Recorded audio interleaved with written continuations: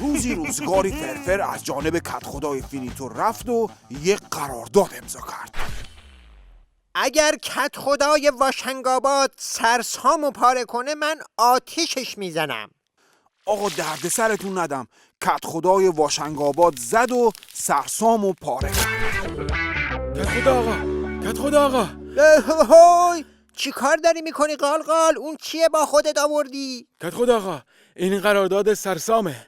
مگه خودتون نگفتید که اگه کدخدای واشنگاباد پاره کنه شما آتیشش میزنید؟ البته وفا آوردم که آتیشش بزنید.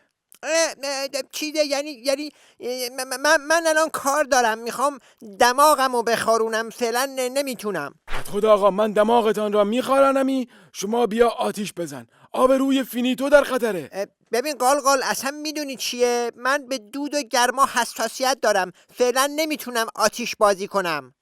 کدخدا آقا، شما به دود و گرما حساسید؟ بابا کل فینیتو رو بوی دود و منقلتون برداشتندی، حالا که به سرسام رسید حساس شدندی؟ آخه خنگ مشنگ، من الان سرسامو آتیش بزنم که میان ریش فلفل نمکیمو دود میدن، که چرا نمیفهمی تو قالقال؟ کدخدا آقا، جان مادرت یه چیزی رو آتیش بزن، اقتدار فینیتو داره به فنا میروندی. ای وای از دست تو. آخه من چی رو آتیش بزنم؟ من کی رو آتیش بزنم؟